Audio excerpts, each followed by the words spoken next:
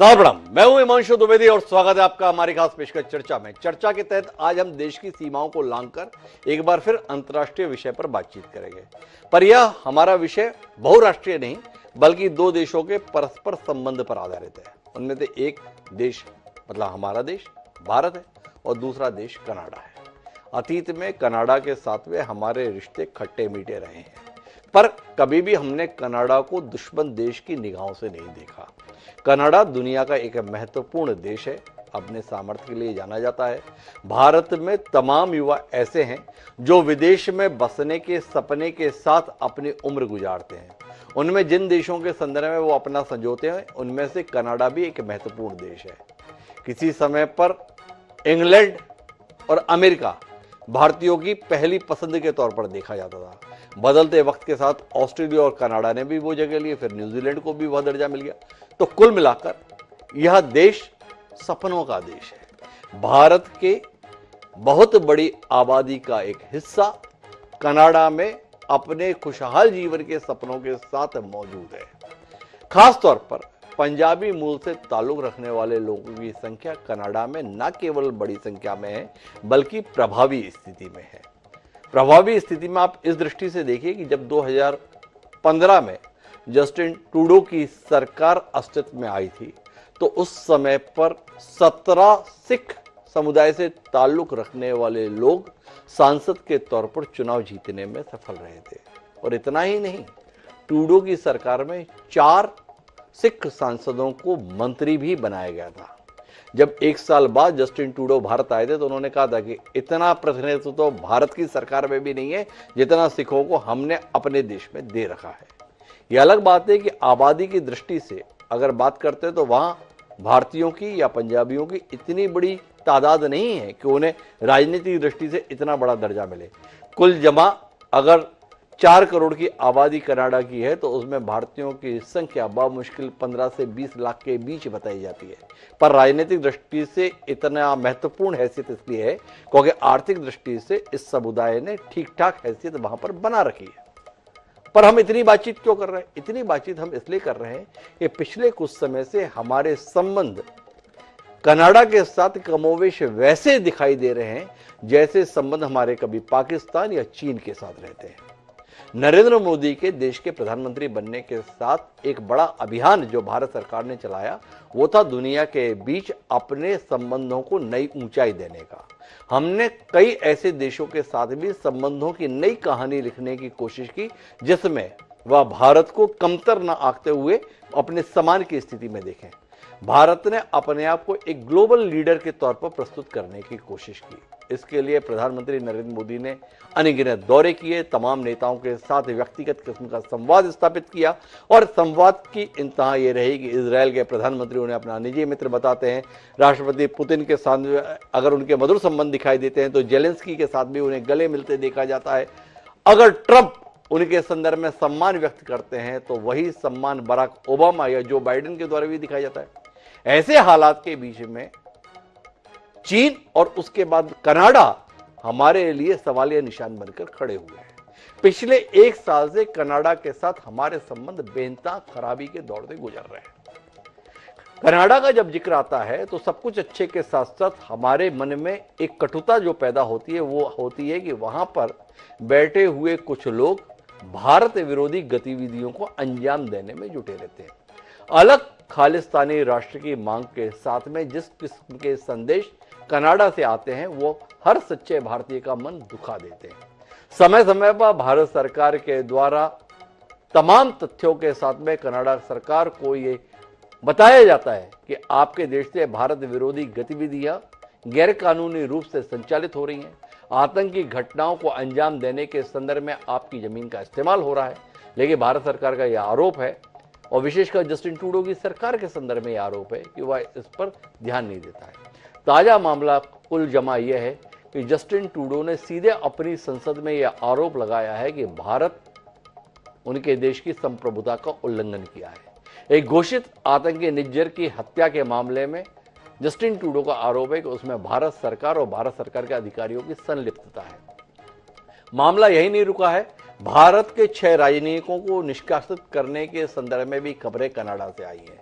भारत की आपत्ति भी आई है। भारत के द्वारा भी कनाडा के 6 राजनयिकों को निष्कासित कर दिया गया है। इससे पहले गत अक्टूबर में, लगभग साल भर पहले भी 40 राजनयिकों को दी जाने वाली सुविधाएं भारत सरकार ने छीनी थी। आज हम इस पर विवेचन करेंगे, समझने की कोशिश करेंगे कि अंतर्राष्ट्रीय कूटनीति के स्तर पर इतनी जटिलता का सामना हमें क्यों करना पड़ रहा है और क्या कारण है कि कुछ लोगों का समर्थन बनाए रखने की खातिर जस्टिन ट्रूडो भारत जैसे संभावनाशील देश के साथ दुश्मनों जैसा व्यवहार कर रहे हैं। तो आज का हमारा विषय है कनाडा का इल्जाम, दुश्मन जैसा काम। हमारे साथ इस चर्चा का हिस्सा बनने के लिए 3 खास मेहमान जुड़ रहे हैं। जब भी ऐसे नाजुक विषय होते हैं तो हम विदेशी मामलों के संदर्भ में याद करते हैं मंजी पुरी साहब को। विश्वस्त राजनयिक रहे हैं मंजी पुरी साहब। बड़ी भूमिकाओं में देश का प्रतिनिधित्व दुनिया के स्तर पर मंजी पुरी साहब ने किया है। उन्हें हमने खासतौर पर इस कार्यक्रम के लिए आमंत्रित किया है।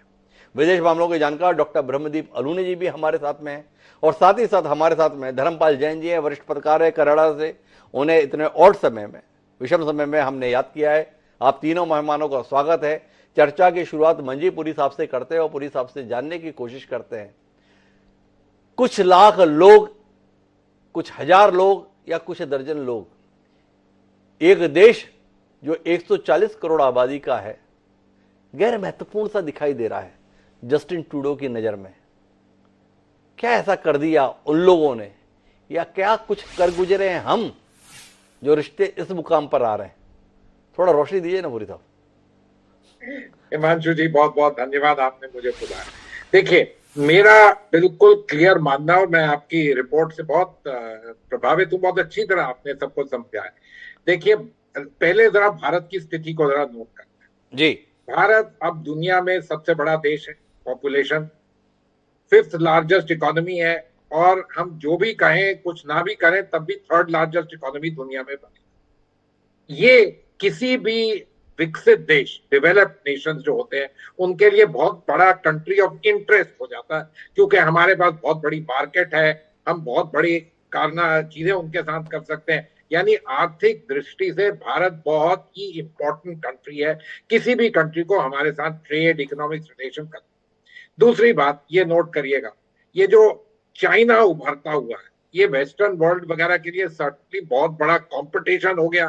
पहले तो कहते थे हम इसके साथ कोलैबोरेट करेंगे, अब तो सीधा देखते हैं कि ये एक बहुत बड़ा जबरदस्त कंपटीशन है कि किसकी चलेगी दुनिया में। उस सारे संदर्भ में भारत की जो भूगोलिक लोकेशन है और जो हमारे सिचुएशन है उनके साथ, उससे we become a very important strategic partner for anybody in the western world. ये इतना समझ। Therefore we are a country of interest, we are a country of great importance for the western world। तभी G20 में लोग हमारी तरफ देखते हैं वगैरह वगैरह। there are lots of। अब इसमें कनाडा को क्यों हमारे साथ ऐसी चीज करने की जरूरत पड़ी? आप याद करिएगा कि कनाडा के साथ, जैसे आपने कहा, हमारे रिश्ते पिछले 40 साल से कभी खट्टे कभी मीठे होते रहे, बहुत बार रहा है। और ये जो इशू है अबाउट सेपरेटिस्ट, सिख सेपरेटिस्ट, इस किस्म की मुद्दे, ये पिछले 40 साल से चलते आए हैं। एंड कई बार कठोरता हो जाती है, गुस्से आ जाते हैं, कई बार फिर ठीक हो जाता है। लेकिन many a time Canadian leadership जो है, इट हैज रिकॉग्नाइज्ड कि इंडिया में बहुत ज्यादा उनका फायदा है, इसलिए उनके प्रधानमंत्री यहाँ पर आते रहे, बाइलैटरल विजिट्स करते रहे। आज के दौर पे सिर्फ यही नहीं है कि भारतीय मूल के लोग कनाडा में वहां सेटल हो रहे हैं। Canadian pension funds, Canadian investments huge, बड़े पैमाने पे भारत में लगे हुए हैं, और they are very interested because we are an economy of it. अब ये क्या हम माने कि जस्टिन ट्रूडो को ये सब पता नहीं था, और ये सिर्फ एज अ रिजल्ट ऑफ, जिसको कहते हैं कि वहां की राजनीति जो है, उनकी सरकार माइनॉरिटी में आ जाती है अगर ये लोग ना आते। ठीक है, इसका भी एक अपना पहलू होता है, लेकिन ये पहलू तो हम जस्टिन ट्रूडो के साथ अब पिछले 8-9 सालों से देख रहे हैं। हुआ क्या, ट्रिगर क्या हुआ? देखिए, मैं जरा आपको एक चीज के बारे में सतर्क करना चाहता हूं कि जो उनके लीडर ऑफ ऑपोजिशन है, जिनको लोग कहते हैं कि वो अगली इलेक्शन जीत जाएंगे, मिस्टर पोलियर, जो कंजर्वेटिव पार्टी को जीत, उन्होंने भी स्टेटमेंट दी है कि we stand with the government. अब एक तो बात होता है कि किसी भी फॉरेन मुद्दे में ऑपोजिशन, सरकार हमेशा इकट्ठी हो जाती है, but I don't think it's such a simple matter.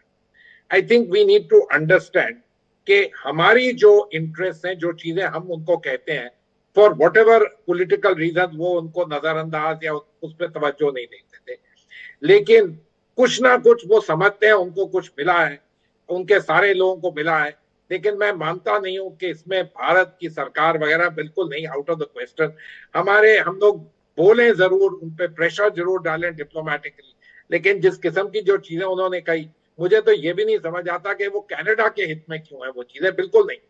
क्योंकि उनको, आपके पास यहाँ पर कोई हमारे दोस्त हैं जो कनाडा में है, वो शायद बता पाएंगे कि सिर्फ ये एनडीपी की समर्थन लेने के लिए, मुझे नहीं लगता इसमें उनको क्या इनका फायदा मिलेगा। कनेडियन सोसाइटी, कनेडियन इकोनॉमी के लिए तो ये कोई खास फायदे की चीज लगती नहीं है मुझे। पर कुछ सवाल मेरे हैं पुरी साहब।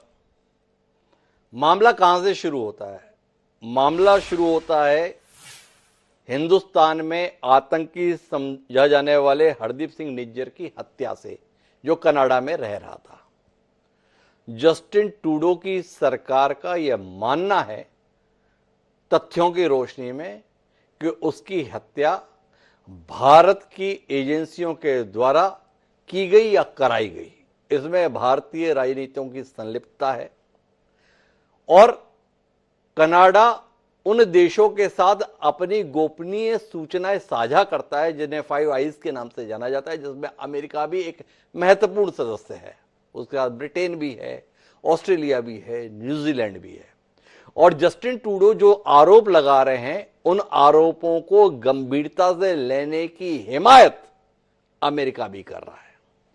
पर मेरा सवाल इस बात को लेकर है कि निज्जर सीधे तौर पर भारत के विभाजन की बात करता है,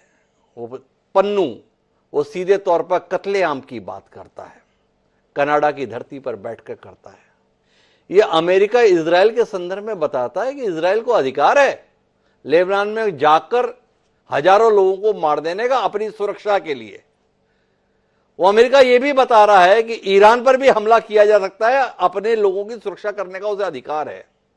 भारत के खिलाफ जो लोग घोषित तौर पर साजिश कर रहे हैं, अगर एजेंसियों के द्वारा उनको निपटा भी दिया गया तो अमेरिका इसके संदर्भ में वो स्टैंड क्यों नहीं दिखा रहा है जो स्टैंड हजारों लोगों की मौत के संदर्भ में दिखाने में संकोच नहीं है, और यहां एक आतंकी के मारे जाने पर इतने मातम के हालात है। थोड़ा बताइए ना मंजीपुरी साहब। तो हिमांशु जी देखिए, आपने ये जो सवाल किया इसके दो पहलू। पहली चीज देखो, मैं तो बिल्कुल नहीं मानता कि इसमें भारत का हाथ, सरकार का हाथ तो सवाल ही नहीं। Let's be very clear about. वो लोग ये आरोप लगा रहे हैं, कम से कम प्रेस में आ रहा है कि वो ये आरोप लगा रहे हैं। उन्होंने पार्लियामेंट में कोई स्टेटमेंट कही कि मुझे लगता है कि ये ऐसे है। ठीक है, we are not going into that, क्योंकि हमारे पास ना तो तथ्य है, हम सिर्फ रिपोर्ट्स पे we have to go on that. देखिए, इसमें कोई शक की बात नहीं कि कनाडा, यूनाइटेड स्टेट्स, यूएसए वगैरह ये लोग बहुत इकट्ठे हैं, दे आर ऑल टुगेदर, बिल्कुल ये सब चीजें सही है। और कनेडियन स्थिति के लिए वो लोग जिसको कहते हैं छोटे भाई के साथ तो जरूर ही खड़े होंगे, चाहे छोटा भाई गलत क्यों ना हो। आपने अब जब इजराइल वगैरह ये सब किया, देखिए कोई नहीं कहता कि बड़े शक्तिशाली देश जो है उसकी कंसिस्टेंसी होनी चाहिए ऑन पॉलिसी। पॉलिसी तो होती है पावर पे, जो उनको पॉलिसी को सूट करता है वही होगा। इजराइल तो वो कहते हैं हमने बनाया, हमारा देश है, हमारे जैसे हैं, बिल्कुल सही है। सो ये हमको कंपैरिजन भी नहीं करना चाहिए, क्योंकि trying to score a moral point से आपको कुछ नहीं मिलेगा। हमारी क्यों बढ़ती हुई क्षमता वहां पर रही है पिछले 10 या उससे भी ज्यादा, जब से ये ब्रिक्स घोषित हुआ 20 साल से, हमारी क्यों इंटरेस्ट उनको हमारे पे पड़ा? Our economy has been doing reasonably well, we are becoming a market of interest for them. दूसरा is the issue of China, और ये जाने नहीं बात, इसलिए वो ये चीजें भी कहेंगे। अब क्यों उन्होंने ये कहा, मेरा अपना मानना ये है कि देखिए, आपने जो ये इशू इजराइल का कहा, जरा थोड़ा सा डिफरेंशिएशन ये करिए। वो जो कंट्रीज हैं उनके यहाँ, हम माने ना माने, डेमोक्रेसी, सिविल राइट्स, ये वो अपने नागरिकों के लिए बहुत दम। अब इजराइल लेबनीज को मारे या गाजा के लोगों को मारे, वो अलग इशू है उनके लिए, लेकिन उनके अपने नागरिकों के साथ तो नहीं हुआ। अब ये इशू के उसका एविडेंस है नहीं है, ये तो मेरे को तो मानना बड़ा मुश्किल लग पुरी रहा साहब, है। लेकिन आपकी दलील पर भी मैं थोड़ी सी बात करना चाहता हूं। आपने बिल्कुल स्पष्ट तौर पर इंकार कर दिया, नहीं नहीं नहीं नहीं, इसमें हम लोगों का कोई हाथ हो ही नहीं सकता। पर हम तो बता रहे हैं अपने देशवासियों को और दुनिया को, अब ये भारत वो भारत नहीं है जो अपने दुश्मन को जवाब देना नहीं जानता। आप एक आदमी को मारने की बात करो, हमें तो इतना दम था कि हमने तो अपने फाइटर प्लेन भेज दिए थे पाकिस्तान के अंदर, उतार के और बम वर्षा करके आ गए। ये हमारी दमदारी थी, हमने ऐसे ही बताया था। अब जो व्यक्ति मारा गया हरदीप सिंह निज्जर, तो भाई जितने भी दमदार मुल्क हैं वो तो यही कहते हैं कि अपने दुश्मन को दुनिया के किसी भी कोने में दुपक जाए वहां घुसकर मारेंगे। वो अमेरिका ने मारा ही, जिनके जी बोलने पर अभी तक हमारे देश में राजनीति चलती है, ओसामा जी, पर मारा ना, घर में घुसकर ही मारा। तो मेरा जानना आपसे यह है कि हरदीप सिंह निज्जर के संदर्भ में भारत सरकार कोई कार्रवाई क्यों नहीं करेगी, और जो भी इस देश के टुकड़े करने की कोशिश दुनिया में कहीं भी बैठकर करेगा, तो हम दमदारी से ये क्यों नहीं कहेंगे या क्यों नहीं चाहेंगे कि उसको इसकी कीमत चुकानी होगी। और इस बात को थोड़ा और विस्तार देता हूं, ये पहला मौका नहीं है, ये जस्टिन ट्रूडो पे इतनी बात होती है, नई पीढ़ी शायद ना जानती हो। एक और नेता हुआ करते, उनका नाम था पियर इलियट ट्रूडो, जस्टिन ट्रूडो के पिताजी होते थे। उन्होंने भी 40 साल पहले लगभग वैसी भूमिका निभाई थी जैसी भूमिका अभी जस्टिन ट्रूडो निभा रहे हैं। एक कनिष्क विमान दुर्घटना हुई थी, उसे उड़ाने के संदर्भ में जो व्यक्ति आरोपी था, वो आरोपी भी कनाडा में जाके शांति के साथ बैठ गया था। उसको भी भारत प्रत्यर्पण के संदर्भ में कोई कोशिश वहां से नहीं की गई थी, बल्कि उनका साथ देने की कोशिश हुई थी। मेरा आपसे जानना यह है कि 40 साल पहले हम जैसे अशक्त अपने आप को जाहिर किए, अभी भी अशक्त रहेंगे या दमदारी से कहेंगे जो देश के खिलाफ साजिश रचेगा उसको छोड़ा तो नहीं जाएगा? थोड़ा मंजीपुरी साहब हमें अंतर्राष्ट्रीय दृष्टि से समझाइए ना, हम कर भी रहे हैं तो क्यों नहीं मान रहे हैं, या वाकई हम नहीं कर रहे हैं? हम पाकिस्तान, बर्मा, बांग्लादेश, श्रीलंका, इन्हीं से निपट सकते हैं भाई। कनाडा, अरे हम कैसे निपटेंगे? तो हिमांशु जी, ये इसको जरा थोड़ा सा, if you will allow me, थोड़ा सा मुझे मिनट दी। देखिए, आतंकवादियों के पीछे पाकिस्तान में जाना या बर्मा या जो भी आप कहें, we do it, we declare कि हमने ये किया जी। Okay, the international rules are not favourably inclined to such actions, लेकिन इनको इलीगल नहीं कहा। Rules of war, rules of counter terrorism are different from, अब मैं, आप मेरे को ये कहना चाह रहे हैं, you know, assassination etcetera, these are very different issues altogether. ये लोग उनके नागरिक। अब आप जो भी कहें हमने किया नहीं किया, आप किसी कंट्री में ये चीज तो बिल्कुल नहीं, सवाल ही नहीं। और मैं नहीं मानता कि भारत सरकार which believes it is a very important country जहां रूल्स बेस्ड ऑर्डर हम मानते हैं, डेमोक्रेटिक लीगल ऑर्डर। हमने निज्जर, पनून वगैरह को टेररिस्ट घोषित किया, उनकी एक्स्ट्राडिशन के लिए हम एफर्ट करते हैं, हम उनकी सरकारों को कहते हैं, लेकिन ये हमारा सिस्टम नहीं। जो ये दूसरे किस्म के आतंकवादी एक्शन है, they are declared action, there is nothing about it. Similarly उनके कंट्रीज में आप देखिए Osama bin Laden, it was a war effort and they did it, no issue about that at all. लेकिन ये बताइएगा, to go and take out somebody in the other country, you know, in those kind of societies, and societies जो अपने आप को समझते हैं कि वो जबरदस्त हैं, अपने नागरिकों के लिए बिल्कुल खड़े होंगे, चाहे नागरिक कुछ भी करे, उसका रूल ऑफ लॉ लगना है। So let's understand that what are these issues। हमारी अपनी तरफ से जो है, हम मानते हैं कि ये बिल्कुल आतंकवादी है, वो उसके बारे में कहते नहीं, वो कहते हैं हमारे नागरिक। तो लेट्स अंडरस्टैंड कि इसमें मैं तो ये मान नहीं सकता कि हम लीगल और रूल्स बेस्ड ऑर्डर के जो तरीके हैं, यानी उनको टेररिस्ट घोषित करिए, एक्स्ट्राडिशन करिए, उनके अगेंस्ट केसेस करिए, वो सब हम जरूर करें, लेकिन this is not India. India is a country which firmly believe, despite all the power. साहब का कहना है बिल्कुल, हम तो संप्रभुता का सम्मान करते हैं, नियम कायदे कानून को विधिवत रूप से मानने वाले लोग हैं। हम ऐसा कर ही नहीं सकते कि किसी संप्रभु राष्ट्र की संप्रभुता का उल्लंघन करके गैर कानूनी गतिविधियों में अपने अधिकारियों को संलिप्त करें। यह मंजीपुरी साहब की दलील है। पर कनाडा में बैठे हुए लोग क्या मानते हैं? जस्टिन ट्रूडो जो बात कह रहे हैं उसको वहां के लोग मानते हैं भारत ऐसा कर रहा है। अगर भारत ऐसा कर रहा है तो इससे वहां पे बैठे हुए भारतीय नाराज हैं या वहां पर बैठे हुए भारतीय कर रहे हैं? ये लोग हैं बदमाश, इनको ठीक करने की जरूरत थी, अच्छा हुआ ठीक कर दिया गया। तो धर्मपाल जैन जी मेरे साथ में, थोड़ा धर्मपाल जी रोशनी दीजिए ना, है क्या वहां के हालात? जी बिल्कुल हिमांशु जी, देखिए यह लड़ाई जो है वह कूटनीतिक स्तर की लड़ाई है और इसमें भारतीय आम नागरिक या कनाडा के आम नागरिक उस तरह से शामिल नहीं हैं जिस तरह से दोनों देशों की सरकारें शामिल हैं। कनाडा सरकार यह सीधा सीधा आरोप लगाती है भारत सरकार पर कि भारत के राजनयिकों ने, जिन्हें उन्होंने इंटरेस्ट उनके जो उन्होंने जिस तरह से यहाँ पर सहयोग दिया है, जिस तरह से उनकी संलिप्तता है इन कामों में, उनके नाम दिए। और उन्होंने ये आरोप लगाया कि सिर्फ निज्जर ही नहीं बल्कि 12 लोग ऐसे हैं भारतवंशी और जो खालिस्तान समर्थक माने जाते हैं और शायद जिनके नाम भारत सरकार ने कनाडा सरकार को दिए हैं, उन्हें अप्रत्यक्ष रूप से भारतीय अधिकारियों के द्वारा धमकाया गया है। और वो धमकियां इस स्तर की हैं कि उनके साथ भी उतना ही बुरा हो सकता है जिस तरह का कि निज्जर के साथ हुआ है। कैनेडियन नागरिकों के साथ इस तरह से यदि कोई विदेशी सरकारें या विदेशी सरकार के लोग या विदेशी लोग इस तरह की कोई कार्यवाही करना चाहेंगे तो निश्चित रूप से कनाडा की सरकार अपने नागरिकों के पक्ष में खड़ी होगी। पर भारतीय मीडिया ने इस मामले को जिस तरह से लिया है कि चूंकि ट्रूडो सरकार अल्पमत में है और चूंकि वो घरेलू मुद्दों में परेशान है और उपचुनावों में उसकी लगातार हार हो रही है और कनाडा की अर्थव्यवस्था से यहाँ के आम नागरिक बड़े ग्रसित हैं और नाराज हैं, और इस सबसे बचने के लिए ट्रूडो भारत के खिलाफ ये आरोप लगा रहे हैं, तो मैं सोचता हूं स्थिति यह नहीं है। कनाडा सरकार ने अच्छी तरह से दस्तावेजीकरण करके भारत सरकार को इन अधिकारियों ने जो कार्यवाही की है यहाँ पर या दूसरे अधिकारियों ने, उनके नाम के साथ सारा इनपुट दिया है। और कनाडा की सरकार ये चाहती है कि कनाडा के नियमों के अनुसार इन 6 अधिकारियों से यहाँ पर जांच की जाए, जांच शुरू की जाए।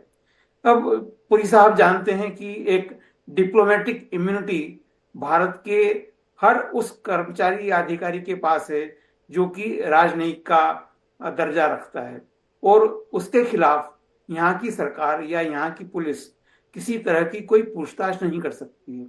तो पहला जो आग्रह रहा कनाडा सरकार का भारत सरकार से कि कनाडा सरकार यह मानती है कि कुछ अधिकारियों की, कुछ भारतीय अधिकारियों की निज्जर और अन्य कैनेडियन नागरिकों को धमकाने में प्रत्यक्ष हाथ रहा है, हम उसकी जांच करना चाहते हैं। हमें उसकी जांच करने के लिए डिप्लोमेटिक इम्यूनिटी को हटाकर जांच करने की अनुमति दी जाए।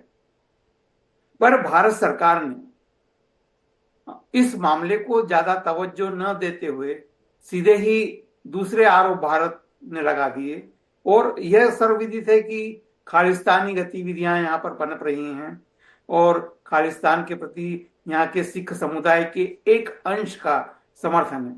अब मैं आपको बात बताऊं हिमांशु जी, जैसा आपने कहा कि लगभग यहाँ पर 20 लाख से अधिक भारतवंशी लोग हैं और उनमें सिखों की संख्या 8 लाख के करीब होगी, और ये 8 लाख लोग कैनेडियन संसद के लगभग 24 सीटों को प्रभावित करते हैं।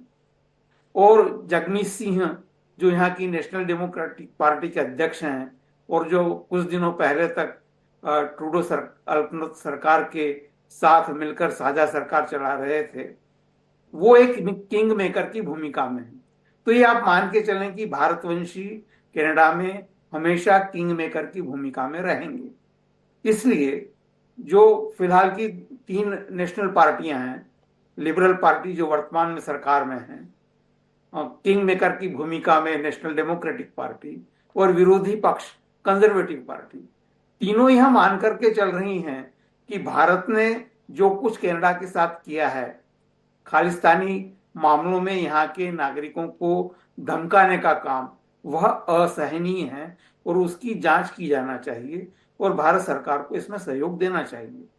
अच्छा धर्मपाल जी, ये बताइए, अपने देश के खिलाफ जो लोग गतिविधि कर रहे हैं विदेश में बैठे हुए और उनके संदर्भ में वहां की सरकार को ध्यान में लाया जा रहा है और वहां की सरकार कोई काम या कोई ध्यान उस पर नहीं दे रही है, इसको लेकर विरोधी दल कुछ जस्टिन ट्रूडो को घेरते वेरते हैं।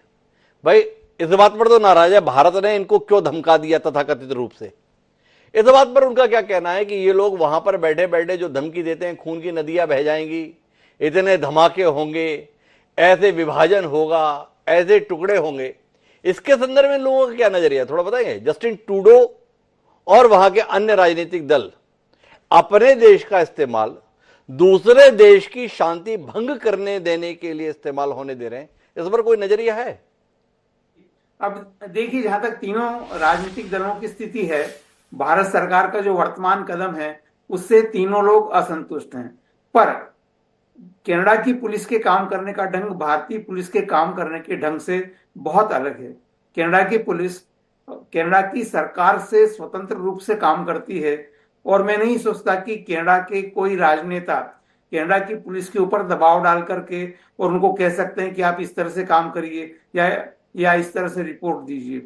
तो हो क्या रहा है कि भारत सरकार जो तथ्य उन्हें मुहैया करवा रही है वह पुलिस के पास जाते हैं, वो पुलिस अपनी कार्यवाही करती है, पुलिस उसका संज्ञान लेती है और उस पर निश्चित रूप से कार्यवाही हो रही है। और जो लोग यहां पर रह करके भारत के खिलाफ या खालिस्तानी गतिविधियों को या किसान आंदोलन को गलत तरीके से सहायता और सपोर्ट करते हैं, उनके खिलाफ यहाँ के कानून के हिसाब से निश्चित रूप से कार्यवाही हो रही है। किंतु यह न तो मीडिया में आती है, न वो मीडिया में लीक की जा सकती है और न ही उसको भारत सरकार को बताया जा सकता है। पर कनाडा निश्चित रूप से उन सारे देशों में, क्योंकि आप ये मानिए कि सिर्फ भारत की स्थिति नहीं है, यहाँ पर श्रीलंका से आए हुए भी उतने ही आतंकवादी कहे जाने वाले लोग हैं जिन्होंने यहाँ पर शरण ली है। यहाँ ईरान, सीरिया और लेबनान से आए हुए भी इतने सारे शरणार्थी हैं। यहाँ पर जूश लोगों की भी उतनी ही बड़ी आबादी है।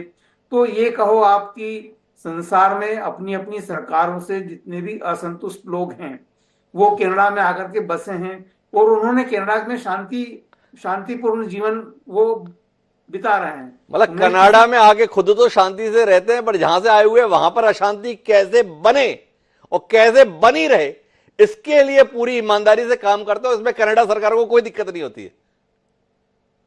उन्होंने कैनेडियन भूमि पर रहकर किसी कैनेडियन लॉ का कोई उल्लंघन नहीं किया है। रहा सवाल ये कि उन्होंने अपने देशों में क्या क्या किया है और जो उनका जो पास्ट रहा है उसको लेकर के उस पास्ट पर कनाडा क्या कार्रवाई करेगा, ये एक संदिग्ध स्थिति है। क्योंकि यदि उन्होंने कैनेडियन सॉइल पर रहकर किसी विदेशी भूमि पर को उकसाने के लिए या विदेशी सत्ता के खिलाफ कोई काम किया होता तो निश्चित रूप से वो यहाँ के दंड के भागी होते। पर चूंकि वो मामले बहुत पुराने हैं, उन्होंने भारत में या श्रीलंका में कुछ किया हो सकता है, उनके ऊपर कोई आरोप हैं और चूंकि उन्होंने शरण मांगी है प्रताड़ना के केसेस के कारण और उस प्रताड़ना से का संज्ञान लेते हुए और उससे सहमत होते हुए कनाडा ने उन्हें मानवीय आधारों पर और संयुक्त राष्ट्र संघ की अनुशंसाओं पर जब उन्हें अपने देश में शरण दी है तो वो पुराने मामलों के लिए तो उन नागरिकों को यहाँ दंडित नहीं करेगी। उन नागरिकों को यदि दंडित करना है तो निश्चित रूप से भारत के न्यायालय उसमें सक्षम है, वो उनके ऊपर। अच्छा, एक बात और बताइए जैन साहब, एक बड़ा द्वंद्व है, किसने किसको ठीक कर दिया? यहां पर बैठकर बताया जा रहा है अपन ने कनाडा को ठीक कर दिया है। जस्टिन ट्रूडो को ऐसा लिफाफा दिया है कि उसको चक्कर आ रहे हैं। कल मैं एक कार्यक्रम में था, उसमें मंच से बताया जा रहा था जस्टिन ट्रूडो की अकल ठिकाने लगा दी हम लोगों ने। क्या कनाडा के लोग भी ऐसी सोच रहे कि उन्होंने भारत की अकल ठिकाने लगा दी? 6 राजनयिक इन्होंने निकाल दिए, 6 हमने निकाल दिए। किसने किसको ठीक कर दिया या किसी ने किसी को ठीक नहीं किया, केवल अपनी अपनी जनता को दोनों ने बहला लिया। थोड़ा रोशनी देंगे धर्मपाल जी? देखिए, ठीक करने की नौबत और भारत को ठीक करने की नौबत, इसके बारे में कोई सोच नहीं सकता है। और यहां तो इस तरह से बिल्कुल कोई बात नहीं है कि कनाडा भारत को किसी तरह से ठीक करने के बारे में सोचता है। जैसा मैंने पहले कहा कि यहाँ के तीनों प्रमुख राजनीतिक दल इस बात को लेकर एकमत हैं कि भारत सरकार ने जिस तरह से कनाडा को अनसुना किया है वह भारत सरकार से उनको इस तरह की उम्मीद नहीं थी। उन्हें उम्मीद यह थी कि जिस तरह से अमेरिका के प्रतिवाद के कारण भारत ने एक प्रतिनिधिमंडल अमेरिका में भेजा और अमेरिका में ने जो आरोप लगाए उसकी जांच के लिए भारतीय अधिकारी सहयोग के लिए आए। उसी तरह की उम्मीद कुछ कनाडा सरकार कर रही थी कि जो आरोप कनाडा की सरकार ने भारतीय अधिकारियों पर लगाए हैं, डिप्लोमेटिक इम्यूनिटी को हटाते हुए उन अपराधों की जांच की जाए और भारत सरकार अपना कोई प्रतिनिधिमंडल भेजे या कुछ ऐसे अधिकारी भेजे जिनके समक्ष उस जांच को किया जा सके और उन तथ्यों तक पहुंचा जा सके। ये तय है कि भारत के कुछ रिटायर्ड अधिकारियों ने या सेवानिवृत्त अधिकारियों ने, जिनका पंजाब की पुलिस से जो वहां पर डीएसपी के पद पर रहे और बाद में भारत सरकार में रा के भी पूर्व अधिकारी रहे, उनकी संभवतः संलिप्तता के बारे में बातें की जाती हैं। पर ये सिर्फ मीडिया की बातें हैं या लोगों में या जो खालिस्तानी समूह के लोग हैं वो इस तरह की बातें करते हैं कि निजी कारणों से किसी डीएसपी ने आकर के या किसी रा के अधिकारी ने आकर के यहाँ के कुछ तथाकथित खालिस्तान समर्थक लोगों के ऊपर इस तरह के मामले दर्ज करवाए और कुछ लोगों की सहायता करके उनकी हत्या करवा दी और कुछ और ऐसे 12 लोग हैं जिनको इस तरह से अप्रत्यक्ष रूप से धमकियां दी। तो ये जो पूरी लड़ाई है वह कूटनीतिक लड़ाई है और इसका हल भी कूटनीतिक है और कूटनीतिक ये हल है कि दोनों देश के अधिकारी, विदेश मंत्रालय के अधिकारी एक दूसरे को सुने और कम से कम जो जांच इस धरती पर हो सकती है उस जांच को होने दिया जाए, उसमें सहयोग किया जाए और तथ्य का पता लगाया जाए। और तथ्य का पता लगाया जाए। धर्मपाल जी ने काफी विस्तार से बात कही है। मुझे मंजीपुरी साहब के पास आना है, पर ब्रह्मदीप अलूनी जी से कुछ समझना चाहता हूं। डॉक्टर ब्रह्मदीप क्या कहते हैं, कनाडा के साथ टकराव ने नरेंद्र मोदी की वैश्विक छवि पर क्या प्रभाव डाला है, सकारात्मक या नकारात्मक? देश मजबूत स्थिति में दिख रहा है या दीनहीन स्थिति में दिख रहा है, या मजबूत दिखाने के चक्कर में एक देश के साथ दुश्मनी का संबंध पूरी ताकत से स्थापित हुआ जा रहा है? डॉक्टर साहब बहुत धन्यवाद आपके इस बेहतरीन शो से पुनः मुझे जोड़ने के लिए। देखिए डॉक्टर साहब, राष्ट्रीय हितों के लिए यदि बेहतरी के लिए आप जो भी करें वो सब सकारात्मक ही होता है, नकारात्मक कुछ होता ही नहीं है। लेकिन पुतिन पिछले कई दशकों से एक प्रयास कर रहे हैं पश्चिम को एक्सपोज करने का। पुतिन ने केजीबी में काम किया, उन्होंने देखा कि कैसे पश्चिम ने बहुत ही शातिराना तरीके से सोवियत संघ को तोड़ दिया। लेकिन पुतिन ठहरे अधिनायकवाद, तो अधिनायकवादी कहकर रूस को, पुतिन को पूरी तरीके से बदनाम कर दिया। लेकिन एक बात अच्छी हुई है कि इस पश्चिम को एक्सपोज करने का पूरा जो जिम्मेदारी वो भारत पर आ गई है। अब भारत ठहरा दुनिया का सबसे बड़ा लोकतंत्र, एक ऐसा देश जो लोकतंत्र के लिए लड़ता रहा हो, एक ऐसा देश जो रंगभेद के खिलाफ लड़ता रहा हो, एक ऐसा देश जो निशस्त्रीकरण के लिए लड़ता रहा हो। मतलब आप एक अवैध नागरिक जो संदिग्ध अवस्था में किसी देश में प्रवेश करता है, वो एक आपके देश का जिम्मेदार नागरिक हो जाता है। मैं निज्जर की बात कर रहा हूं, और आप उसको अपना नागरिक बनाकर उसके सामाजिक न्याय की बात करते हैं, उसके अधिकारों की बात करते हैं और उसके अधिकारों की वकालत करते हैं। आप ये भूल जाते हैं कि आपने कनिष्क विमान में जो कई भारतीय मारे गए थे, सैकड़ों भारतीय, उसको आपने लोकतंत्र और मानव अधिकारों के नाम पर सजाकर अपने देश में पिछले 4 दशकों से बिठाकर रखा है। आप ऐसे कई जो लोग हैं जो इंदिरा जी की झांकी को बनाते और उसको गोलियां चलाते, वो आपके मानव अधिकार है। लेकिन जब आपके देश के राष्ट्रीय हित प्रभावित होते हैं तो आप ईरान में जाके एक वैज्ञानिक को मार डालते हैं, वो आपके राष्ट्रीय हित है। मतलब ये यूरोप, जो कनाडा जैसे देश जो लोकतंत्र की दुहाई देते हैं, जो मानव अधिकारों की दुहाई देते हैं, मतलब आप इनका स्टैंडर्ड देखिए। और इसी स्टैंडर्ड के कारण ये जो दुनिया ये टूट रही है, ये बट रही है। मतलब आपके हित हो तो आप शेख हसीना की लोकतांत्रिक सरकार को गिरा देंगे, आपके हित हो तो आप मुजीबुर रहमान के हत्यारों को अपने देश में रोक लेंगे। तो दरअसल बात यह है हिमांशु जी कि यदि कनाडा के राजनीतिकों को निकाला जा रहा है, यदि दुनिया में घुस घुस के भारत के दुश्मनों को मारा जा रहा है, तो सब सकारात्मक है। हमको ऐसे मूल्य नहीं चाहिए जो हमारे देश के दुश्मनों को प्रोटेक्ट करते रहे। हमको ऐसे लोग नहीं चाहिए जो हमारे देश के खिलाफ रहे, और हमको ऐसे राष्ट्रीय हित भी नहीं चाहिए कि हम गांधी और बुद्ध के देश कहलाकर हम चुपचाप रहे और चुपचाप इस पश्चिम को सहते रहे। अच्छा अलूने तो साहब, हमने यहाँ तक की यात्रा तो कर लेगी, जो हमारे देश के खिलाफ काम करेगा उसे हम घुस के मार देंगे, ये कहने की हैसियत में हम कब आ जाएंगे कि हाँ हमने मारा है? जी बिल्कुल नहीं नहीं नहीं हिमांशु जी, कहने की कोई आवश्यकता ही नहीं है।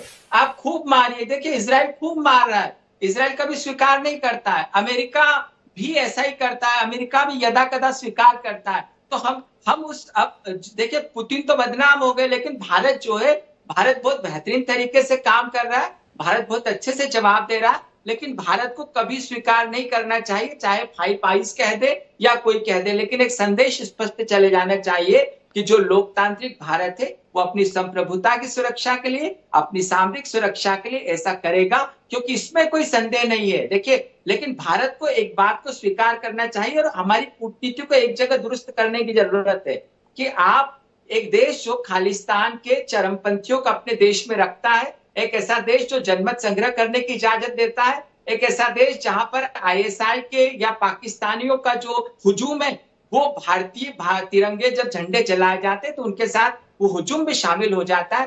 कम से कम उस देश को आप संयुक्त राष्ट्र के मंच से एक्सपोज कीजिए कि जिस प्रकार से जस्टिन ट्रूडो एक लोगों के सामने संसद में बयान देते हैं, आप भी संयुक्त राष्ट्र के मंच से जवाब दीजिए कि जो यूरोप या जो कनाडा लोकतंत्र की दुहाई देता है, जो दुनिया भर में सामाजिक न्याय की बातें करता फिरता है, यदि वो आतंकियों को प्रोटेक्ट करेगा तो फिर पश्चिम के लोकतंत्र पर भरोसा कौन करेगा? तो यहाँ पर यह जो आक्रामकता है, अब देखने वाली बात है क्या यह आक्रामकता आने वाले समय में देखने को मिलेगी? यह देखने को मिलेगी, यह सवाल है ब्रह्मदीप अलूने जी का। मैं वापस मंजीत पुरी साहब आपके पास आना चाहता हूं। इस सारे मामले को तूल तब मिला जब राजनयिकों के निष्कासन पर बात आ गई। संसद में बोले ये इतना ज्यादा सुर्खियों में नहीं आया था, राजनयिकों को देश से निकाल दिया गया। थोड़ा आप रोशनी देंगे, पहले किसने किसको निकाला? 6 दोनों तरफ है, 6 भारत ने निकाले, 6 कनाडा ने निकाले। अब उलझन यह है पुरी साहब कि पहले किसने निकाले? आप तो अनुभवी राजनयिक हैं, सच तो बताएंगे, पहले किसने निकाले और क्या कह के निकाले? मैं, अगर मेरे को आप 1 मिनट दीजिए। देखिए, धर्मपाल जी ने बहुत अच्छी बात यहाँ पर कही। देखिए, वहां पर ना इन सम सेंसेस ये मैटर तो जिसको कहते हैं पॉलिटिकल सा है, इंडिया कनाडा के बीच में पॉलिटिकल सा, लेकिन वहां जो नजरिया आगे भेजा जा रहा है वो है लॉ एनफोर्समेंट। कि अब हम लोग जो इंडिया में, हमारे लिए ये चीजें जरा डिफरेंटली हम लोग देखते हैं, वहां उन कंट्रीज में ये चीजें जरा डिफरेंटली देखी जाती है सही नहीं है वो। और ये सब मुद्दे के आपने घुस के उसको मारा, इजराइल ने किया, these are not relevant to individuals rights and liberties especially in democracies of the western world. ये हम भी जानते हैं, आप लोग वहां जाइए, हम भी वहां जाते हैं, तो ये ऐसा ही है। This is the way the world is. Of course it is a power game of Nations, इसमें कोई शक नहीं। अब किसने क्या, देखिए पहले लेट अस अंडरस्टैंड, पहले सबसे इस मामले को नॉर्मली लोग क्या कहते हैं कि अगर कनाडा को ऐसी कोई आशंका है या कुछ भी है, इट वाज अ मैटर कि उसको क्वाइटली डिप्लोमेटिकली भारत के साथ रेज करना। अगर भारत ना भी करता फिर भी there are so many ways of raising it, इसको अलग अलग से चुपचाप बात कर। लेकिन याद है आपको पिछले साल ट्रूडो साहब ने ये पार्लियामेंट में ऐलान कर दिया। नेचुरली यहाँ पर भी जिसको कहते हैं टेम्परेचर राइज हो गए। इस बार भी उन्होंने ऐलान किया कि आपके 6 व्यक्ति और उसमें भारत का राजदूत जो है वो पर्सन ऑफ इंटरेस्ट है। तो सर ये तो डिप्लोमेटिकली स्पीकिंग तो बहुत बड़ा कदम, और अगर आप इस किस्म की चीज कहें तो नेचुरली रिजल्ट्स वही होगा। चाहे आप कहोगे गर्मा गर्मी में ये नहीं करना चाहिए, वो तो कहने की बात होती है, एंड में आपको भी करना पड़ता, आपने भी वही किया, 6 वो हुआ। जो रास्ता जो धर्मपाल जी कह रहे हैं उसको निकालने के लिए थोड़ी सी गर्मी में ठंडाई तो जरूर आने की जरूरत है, उसमें टाइम एक फैक्टर होता है। लेकिन ये लॉ एनफोर्समेंट वाला जो मुद्दा है, ये इसको भी किसी ना किसी तरीके से let's see how it pans out. अभी तो जरा मामला गर्म है, तो थोड़े दिन रहेगा गर्म, सुर्खियों में ना रहे, क्योंकि और बड़ी चीजें दुनिया में हो रही हैं, अमेरिकन इलेक्शन हो रहे हैं, हमारे यहाँ इलेक्शन हो रहे हैं वगैरह वगैरह, लेकिन मुद्दा एकदम गायब हो जाएगा नहीं। मेरे को सबसे दुख की बात यह है, और अगेन मैं धर्मपाल जी की बात पे जाऊंगा, कि भारत और कनाडा के बीच में रिश्ते at the level of people, at the level of the economy ऐसे हैं कि भारत का तो फायदा है ही है, हम आप बात कर रहे थे, कनाडा के लिए बहुत जबरदस्त फायदा। इसलिए ये मुद्दा जो है ठीक है जो भी है लॉ एनफोर्समेंट ये है, would it not make sense for a Canadian government to take an overall Canadian view and try to find some kind of via media जिससे उनका लॉ एनफोर्समेंट नीड्स भी सेटिस्फाई हो लेकिन कनाडा के overall interest भी satisfy हो। After all India is what we are, a huge massive economy जो which is of let me say critical interest in use for Canada। पर मजीपुरी साहब, कहीं हमें नए सिरे से कनाडा के साथ रिश्तों को ठीक करने की कोशिश आप जरूरत महसूस नहीं करते? हमारा संबंध जस्टिन ट्रूडो की सरकार के साथ खराब नहीं हो रहा है। जो धर्मपाल जी की बात से समझ में आता है वो समझ में आता है कि एक देश के स्तर पर रिश्ता खराब हो रहा है। एक देश भारत के संदर्भ में नकारात्मक सोच विकसित कर रहा है क्योंकि वहां के तीनों प्रमुख राजनीतिक दल इस मसले पर भारत की भूमिका से नाखुशी जाहिर कर रहे हैं। जो विपक्ष के नेता है जिनकी रेटिंग इस समय बड़ी आगे दिखाई दे रही है, जिनका उल्लेख आपने किया, पियर पोइलावियर, तो कुल मिलाकर मजीपुरी साहब क्या सोचते हैं, कहां चूक रहे हैं हम तो पूरी दुनिया के साथ अपने रिश्ते को नई ऊंचाई देने के उद्देश्य के साथ पिछले 10 साल से चल रहे हैं। ईमानदारी से कोशिश रही है देश की कि दुनिया के साथ हमारे रिश्ते बेहतर हों।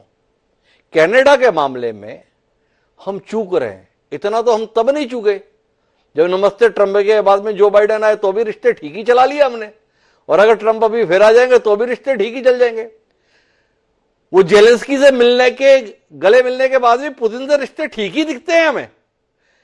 ये कनाडा के संदर्भ में कहां गड़बड़ा रहे हैं हम, थोड़ा बताइए ना पुरी साहब। तो हिमांशु जी देखिए, प्राइम मिनिस्टर मोदी 2015 में कनाडा गए जी, उनका जबरदस्त से स्वागत हुआ वहां पर और पूरी कोशिश की गई कि कनाडा के साथ चले। देखिए एंड में ऑल फॉरेन पॉलिसीज डोमेस्टिक और domestic interest start to trump everything. Now ये जो मुद्दा है इसमें जो डोमेस्टिक पॉलिटिक्स के मुद्दे हैं वहां कनाडा में, वो आपने जैसे बताया पियर ट्रूडो, कनिष्का बॉम्बिंग, फिर हमने 1974 में न्यूक्लियर टेस्ट किया, कनाडा ने हमारे अगेंस्ट एम्बार्गोस किए, we all are aware of that. जो कनाडा की पॉपुलेशन है, जो इसका जिसका सिस्टम है, जो जैसे है वहां पर किस तरह ये 24 लोग इलेक्ट हो जाते हैं, वो कारण है कि दे आर कॉन्सेंट्रेट, और अगर कॉन्सेंट्रेटेड पॉपुलेशन हो तो फर्स्ट पास द पोस्ट में आपके पास सीटें आ जाती, और इस तरह ये सब है। But this is the reality, और ये रियलिटी हमें भी पता। अब इस रियलिटी को आगे क्या करना चाहिए, देखिए कुछ तो इसमें कनाडा का भी इंटरेस्ट होगा। आज भले ही सारे लोग उस लाइन पे आ गए हैं और उन्होंने सबने यही कहा है, लेकिन let's see when the new elections come. पहले भी मैं आपको ये याद दिला दूं कि कंजर्वेटिव पार्टी जो थी उसका व्यूज बिल्कुल they were not different on issues of law enforcement as far as Canada was concerned, लेकिन they also saw greater interest and so therefore politicians have ways and means of getting out.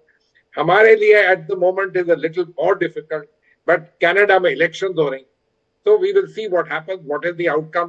People can suggest ways and means. Of course we all need to act together. मंजूर साहब सेवानिवृत्त तो हो गए हैं, पर फिर भी मैं उन्हें संकट में नहीं डालना चाहता इस सवाल के साथ में। लेकिन अलूने साहब आपके पास में इस सवाल का उत्तर देने की गुंजाइश है, तो मंजीपुरी साहब से नैतिक सहमति लेते हुए इस सवाल को ब्रह्मदीप अलूने जी के पास लेके जा रहा हूं। अलूने जी, आप इस बदलाव के संदर्भ में क्या कहेंगे? देखो कनाडा ने कहा कि भारत ने हमारे यहां घुस के मार दिया, या जो भी देश विरोधी गतिविधियां कर रहे थे कनाडा में उनको निपटाया गया है। मंजीपुरी साहब ने तो साफ इंकार कर दिया, भारत की इसमें कोई भूमिका नहीं हो सकती। पर भारत में जो लोग बैठे हैं वो इस एहसास के साथ बैठे हैं कि देखो भारत बदल गया है, अगर आप भारत के खिलाफ करोगे तो भारत छोड़ेगा नहीं, छेड़ोगे तो उसकी कीमत चुकाओगे। क्या कहते हैं आप, ये एहसास है लोगों के बीच में, और इस एहसास पर आपकी टिप्पणी? जी देखिए, बिल्कुल जो ट्रूडो है वो लिबरल होते होते इतने ज्यादा लिबरल हो गए थे कि वो भारत की चिंताओं को दरकिनार करने लगे थे। तो अब जाहिर सी बात है कि भारत का जो जवाब है वो ऐसा जवाब होना चाहिए था कि अपने देश के राष्ट्रीय हितों की हम रक्षा भी कर लें और चीजों को दुरुस्त भी कर दें। तो भारत का जो स्टैंड है या भारत जो कुछ कर रहा है वो बहुत अच्छा कर रहा है और उसके संदेश भी गए हैं वो। लेकिन हाँ, इस मामले को लेकर जो कनाडा की कूटनीति है उसमें थोड़ी सी दिक्कतें नजर आती है, क्योंकि आप देखिएगा कि पन्नू को लेकर अमेरिका में केस दर्ज हुआ है, लेकिन अमेरिका ने बहुत स्पष्ट कर दिया है कि भारत के साथ हमारे सामरिक संबंध है, भारत के साथ हिंद महासागर में बहुत सारे काम कर रहे हैं हम, तो वो जांच की मांग तो कर रहे हैं लेकिन वो पूरी तरीके से उस पर बैठ नहीं गए हैं। लेकिन जो कनाडा है, कनाडा में जो ट्रूडो है, ट्रूडो एक अलग प्रकार की कूटनीति लगा रहे हैं और उस कूटनीति में ऐसा लगता है कि वो एक जनमत बनाने की कोशिशें कर रहे हैं। मैं क्षमा चाहूंगा, जैन साहब बैठे, लेकिन देखिए एक बात तो बहुत स्पष्ट है जैन साहब की सरकारों को जनमत का निर्माण करना चाहिए, जनमत के हिसाब से नहीं चलना चाहिए। लेकिन एक वो छोटा सा जो मत है, मिस्टर ट्रूडो उस मत के साथ चलने लगे। तो जिस जिस देश में भी भारत विरोधी मत के साथ सरकारें चलने लगी है, भारत ने बहुत अच्छे से जवाब दिया है, चाहे शहबाज शरीफ की सरकार हो, चाहे ट्रूडो की सरकार हो या इवन ऑस्ट्रेलिया तक। तो मुझे नहीं लगता कि जो बावेला खड़ा हो गया इस देश में एक प्रकार का कि भारत की छवि खराब हो रही है, भारत की कूटनीति कहां पर जा रही है। राष्ट्रहित यदि हमारे पूरे होते, यदि हमारे अपने देश की राष्ट्रीय सुरक्षा पर ध्यान देना है, यदि हमको हमारी वैश्विक स्तर पर हमारे नागरिकों की सुरक्षा सुनिश्चित करना है, तो वो थोड़े से लोग जो देश के विरोध में दुनिया में जाके छुप जाते हैं और ऐसा लगता है कि मानवाधिकारों के नाम पर दूसरे देशों की सरकारें उनको प्रोटेक्ट कर रही है, उनको वही जवाब देना चाहिए जो भारतीय सरकार दे रही है। तो मुझे लगता है हिमांशु जी कि इसे थोड़ा संशोधित करना चाहिए क्या ब्रह्मदीप अलोनी जी? भारत सरकार जवाब दे रही है या भारतीय जवाब दे रहे हैं? ये सरकार को क्यों उलझाना चाहते हैं आप? मंजीपुरी जी बार बार बता रहे हैं सरकार का कोई योगदान नहीं है, सरकार का इसमें कोई दखल नहीं है। अब भारतीय अगर कोई कुछ कर बैठे राष्ट्र प्रेम में तो क्या करेंगे? अब ऐसी कोई कसम थोड़ी खाई थी कि ऊधम सिंह जो है गुलामी के दौर में पैदा होंगे, आजादी में भी तो ऊधम सिंह पैदा हो सकता है भाई। हिमांशु जी एक छोटी सी बात जोड़ना चाहूंगा। देखिए बहुत अच्छी बात कही आपने। विदेशों में रहने वाले जो भारतीय थे, जो तब छुप के देखते थे जब तिरंगे जलते थे, तो उनको लगता था कि ये क्या हो रहा है, या एक छोटे से समूह जो दादागिरी के बल पर जो अपनी चीजें मनवा लेते थे, तो जो लोग थे अब उनकी भावनाएं उभर कर सामने आ गई है और वो बिल्कुल भारतीयों का बहुत अच्छे से प्रतिनिधित्व करने लगे, भारतीय सुरक्षा का प्रतिनिधित्व करने लगे, भारतीयता का परिचय देने लगे। और यह भारतीयता थोड़ी आक्रामक नजर आती है, थोड़ी आक्रामक नजर आती है। लेकिन मैं धर्मपाल जी एक दूसरे नाजुक विषय पर जाना चाहता हूं। जो कनाडा सरकार का रुख है भारत के प्रति, इससे कनाडा में रह रहे भारतीय कितने आशंकित या आतंकित हैं अपने भविष्य को लेकर, यह हमारे लिए बुनियादी सवाल है। वहां पर बैठे हुए लोगों में स्वयं के वजूद को लेकर कोई आशंका तो पैदा नहीं हो रही, वहां के लोग अपने भविष्य को लेकर चिंतित तो नहीं है। इसमें थोड़ी रोशनी देंगे। भारत और कनाडा के संबंध जिस वर्तमान स्थिति में जिस भी स्तर पर हैं, उसको लेकर के यहाँ के भारतवंशियों में किसी तरह की कोई आशंका नहीं है कि उनके भविष्य को कनाडा में कोई खतरा है। एक उसका मुख्य कारण ये है कि कनाडा स्वतंत्र देश है। यहाँ अभिव्यक्ति की आजादी के अलावा भी जो चार्टर ऑफ राइट्स है उसका अनुपालन बड़ी सख्ती से होता है। सरकारें आती जाती रहेंगी। आप यह मत कहिए कि क्योंकि ट्रूडो जनमत नहीं मना पाए और चूंकि एक अल्पमत सरकार को उनको चलाना था, इसलिए उन्होंने खालिस्तानी समर्थित लोगों का सहयोग लेकर के अपनी सरकार चलाई। बात सिर्फ इतनी सी नहीं है कि उन्होंने अपना जनमत बनाने के लिए और अपनी सरकार चलाने के लिए भारत विरोधी काम करना शुरू किया, भारत के विरोध में आए। मैं जैसे पहले कह चुका हूं कि यहाँ के सारे राजनीतिक दल, पक्ष विपक्ष और जो किंग मेकर की भूमिका में हैं, सभी ये मानते हैं कि भारत सरकार ने जिस तरह से अपने अधिकारियों के खिलाफ कनाडा कार्यवाही करना चाहता था, सिर्फ जांच की, उस कार्यवाही को जांच करने के लिए उसका समर्थन नहीं किया। वो सिर्फ जांच चाहते थे और वो ये अधिकार चाहते थे कि यदि इस धरती पर जैसा कि अलूनी जी ने कहा कि यहाँ पर लोग तिरंगा जला देते हैं भारत का, तो क्या आप मानते हैं यहाँ की सरकार या यहाँ की पुलिस उनके ऊपर कार्यवाही नहीं करेगी? कार्यवाही होती है और बहुत सख्त कार्यवाही होती है।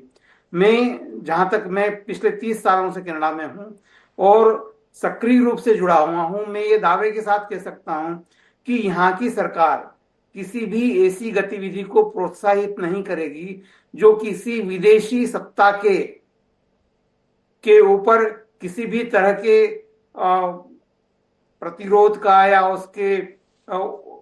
उसकी जो सार्वभौमिकता है उसको ललकारने का काम करती तो जैसा मेरा एक प्रति प्रश्न है इसमें, छवि तो कमोबेश हिंदुस्तान के अंदर तो यह बनी हुई है कि अब ये जो खालिस्तान के संदर्भ में जो कुछ भी रह गया है, बच कुछ गया है, वो कनाडा की धरती से ही बच कुछ गया है।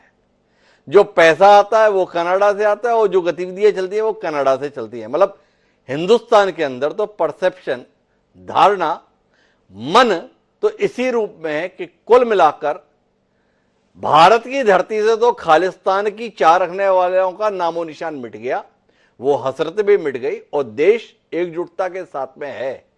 पर कुछ लोग कनाडा में बैठकर भारत के विभाजन के सपने को देखते भी हैं और उसे क्रियान्वित करने के लिए कोशिश भी करते हैं। इस पर कनाडा की सरकार क्या करती है? इसका आप एक समग्र रूप देखें कि यहाँ कनाडा में 8 लाख के करीब सिख लोग हैं और वो पिछले 400 सालों से कनाडा में रह रहे हैं। तो यह जो खालिस्तान की समस्या है वह कुछ 30-40 साल पुरानी है, पर जिस पर हम आरोप लगाते हैं कि खालिस्तान को प्रश्रय कनाडा की धरती से दिया जा रहा है, तो ये सब लोग मानते हैं कि यहाँ से पैसा जा रहा है वहां पर और आतंकी गतिविधियां वहां पर प्रोत्साहित की जा रही हैं और जो लोग भाग करके या शरण लेकर के भारत से कनाडा आए हैं वो खालिस्तान के लोग हैं। तो उनके लिए कानून है और उन कानूनों को जिस तरह से यदि भारत में इस तरह की गतिविधियों की उनकी सीधी संलिप्तता है और भारत सरकार ने लगभग ऐसे 40 लोगों के नाम भी कनाडा की सरकार को दिए हैं जिनके ऊपर कार्यवाही की जाना है, और कनाडा सरकार जो उनके ऊपर कार्यवाही करती है और जो इनपुट शेयर करती है भारत सरकार से सीधे करती है, वो मीडिया में नहीं आता है। मीडिया सिर्फ ये बात को लेकर के बैठा है कि किसान आंदोलन में और खालिस्तान मैं माफी के साथ चाहता हूं, सरकार को अगर पता चले ये कार्रवाई हुई तो सरकार तो अपनी उपलब्धि बताकर घर घर पहुंचा दे 140 करोड़ देशवासियों को कि देखो ये हमने कहा और कनाडा की सरकार पे अब हमारा इतना इकबाल है, भारत की बात को कोई अनसुना नहीं कर सकता, देखो ये कार्रवाई हो गई। अगर कार्रवाई हुई होती तो आपसे मुझे यहां सवाल पूछने की जरूरत थोड़ी पड़ती, चौराहे चौराहे पर इसकी चर्चा हो रही होती। वो 6 राजनयिक निकाल दिए, मैं आपको बता रहा था, भारत ने भी, तो मंच से ये नहीं बताया जा रहा कि कनाडा ने भी 6 भारत के निकाल दिए हैं। ये बताया जा रहा है कि देखो आज का हिंदुस्तान, वो जस्टिन ट्रूडो बदमाशी कर रहा था, उसके 6 लोगों को निकाल बाहर किया हमने अपने देश से। तो आपसे जानना ये चाहता हूं कि हिंदुस्तान में जो ये धारणा है, वो धारणा ही नहीं यकीन है कि अब खालिस्तानी गतिविधियां दुनिया में अगर कहीं से संचालित हैं तो कनाडा से। क्या कनाडा की सरकार इसे कहीं संजीदगी से लेती है कि हमारी क्या छवि बन रही है 140 करोड़ देशवासियों के बीच में? जी, जहां तक कार्रवाई का सवाल है, मैं आपको बताऊं कि खालिस्तान की कुल संख्या इस आबादी का एक बहुत छोटा सा हिस्सा है और वो कुछ गिने चुने जो कस्बे हैं वहां पर से उनकी गतिविधियां संचालित होती हैं। यह कनाडा सरकार को भी मालूम है, कनाडा में जो भारतवंशी लोग हैं उनको भी मालूम है और यहाँ का जो वृहत सिख समुदाय है उसको भी मालूम है कि वो कौन गिने चुने लोग हैं। तो आप ये सोचिए कि उन 10,000 लोगों के लिए क्या 8 लाख भारतीय सिखों को प्रताड़ित किया जाना या उन सभी को खालिस्तानी कहना शोभनीय है? क्या वांछनीय है? क्या उसे कोई स्वीकार करेगा? सिर्फ 5 से 10,000 से अधिक खालिस्तानी मानसिकता के लोग नहीं होंगे यहाँ पर उसके लिए पूरे 8 लाख सिख लोगों को बदनाम किया जाता है। तो ये किसी को भी सहनीय नहीं है। ये और मतलब मणिपुरी साहब, मैं आखिरी दौर की बातचीत पे हूं, क्या आपको ऐसा लगा कि हिंदुस्तान में बैठे हुए लोग कनाडा में मौजूद सिखों को दुश्मनी की निगाहों से देखते हैं? सोच तो यही है ना, दृष्टि तो यही है कि वहां कुछ लोग ऐसे हैं, ये तो 5,000 10,000 बोल रहे, हम तो उन्हें 10 20 50 100 की संख्या में ही आंकते थे, जो देश विरोधी गतिविधियों को कनाडा के कानूनों का लाभ लेते हुए संचालित कर रहे हैं दूसरे देश में अराजकता फैलाने के लिए। क्या कनाडा की एक लोकतांत्रिक मानव अधिकारों को समर्पित सरकार की जिम्मेदारी नहीं है कि वो अपनी धरती का इस्तेमाल ऐसी बेजा गतिविधियों को रोकने के संदर्भ में करे? और क्या यह भूमिका कनाडा की सरकार निभा रही है? वंजीपुरी साहब, आपका जातीय अनुभव। हिमांशु जी, आपने जो कहा, देखिए हमारा कहना है कि वो नहीं कर। धर्मपाल जी जो वहां रहते हैं वो कह रहे हैं कि वो कर रहे हैं, ये आपके रडार पे नहीं आ। मेरा अपना मानना है कि आपने खुद कहा 100 लोग होंगे, 150 लोग होंगे, जितने भी इतने लोग होंगे, वो उनकी जो रूल्स रेगुलेशन हैं जो काफी लिबरल हैं, खासकर जो चीजें कनाडा के बारे में नहीं है दूसरे देश, उन्होंने श्रीलंका के बारे में बताया, ईरानियंस, लेबनीज, अफ्रीकन कई कंट्रीज के लोग, उन सब चीजों के बारे में ये लोग अपने आप को प्राउड समझते हैं कि हमारे यहाँ there is freedom of expression, अपने बारे में नहीं बात करते लेकिन दूसरों के। Now this is a reality of the world, हम भी जानते हैं इसको, और सो वो लोग ये चीजें करते हैं। लेकिन मैं हिमांशु जी आपसे एक सवाल, अगर आप कहते हो कि ये सब जो हरकतें हैं, ये सब चीजें हमारे यहाँ बिल्कुल खत्म हो गई, और मैं बिल्कुल मानता हूँ कि ये खत्म हो गई, तो किसको प्रोत्साहन कर रहे हैं? अब वो अपने आप वहां पर कुछ कह रहे हैं। देखिए, मेरा मानना है कि हमारी तरफ से बिल्कुल पूरी कोशिश लगातार हुई है और भी ज्यादा होनी चाहिए। कनाडा की कोई भी सरकार आ जाए कि आप इन किस्म की गतिविधियों को बिल्कुल बंद करिएगा। Use your laws to the maximum extent because they are hurting not only India, they are hurting India Canada relation and they are hurting Canada. जरूर हमको करना चाहिए। धर्मपाल जी कुछ कहने जा रहे हैं, आखिरी टिप्पणी धर्मपाल जी की। जी धर्मपाल जी। आखिर में मैं ये कहूंगा कि इस पूरे विवाद का हल कूटनीति की है, और विदेश मंत्रालय, दोनों तरफ से विदेश मंत्रालय के अधिकारियों को बैठ करके एक संयुक्त हल निकालना होगा, और यही इसका हल है। इसका हल है। तो कुल मिलाकर अगर मर्म की बात पे पहुंचे, तो जो बात हम कर रहे थे उसे एक शायर ने बड़े खूबसूरत अंदाज में कहा था। शायर ने कहा था, लगेगी आग तो आएंगे यहां कई घर जद में, लगेगी आग तो आएंगे कई घर जद में, यहां पर केवल अपना मकान थोड़े ही है। अगर आतंकी घटनाओं के संदर्भ में गतिविधियों को कोई भी जमीन से प्रश्रय दिया जाएगा तो तय मानिए कि आने वाले समय में वो आग आपके घर में भी लगेगी। कनाडा में बैठकर अगर कुछ लोग अपने नापाक मंसूबों को अंजाम देने में दुनिया में अशांति कायम करने की दृष्टि से लगे हैं, तो इसके संदर्भ में कनाडा की सरकार को समय रहते कदम उठाने चाहिए, क्योंकि ये कदम उठाकर वह अपने देश को भी सुरक्षित कर पाएंगे। चर्चा का निष्कर्ष यह है कि दोनों देश की सरकारें एक दूसरे पर आरोप प्रत्यारोप लगाकर परस्पर रिश्तों को खराब ही करेंगे। बेहतर होगा कि मीडिया के माध्यम से आरोपों का दौर शुरू करने के स्थान पर एक टेबल पर बैठकर समाधान के रास्ते को खोजा जाए। दोनों ही जगह लोकतांत्रिक सरकारें हैं और लोग के द्वारा चुनी हुई सरकारें समाधान खोज लेती हैं। इस भरोसे के साथ उम्मीद करते हैं कि हमारे रिश्ते जल्द ही बेहतर होंगे। आप तीनों मेहमानों का बहुत बहुत धन्यवाद इस नाजुक विषय पर चर्चा के हिस्सा बनने के संदर्भ में। आज के इस कार्यक्रम में इतना ही। कल फिर मिलेंगे नए विषय के साथ। मुझे दी इजाजत। सदा प्रणाम।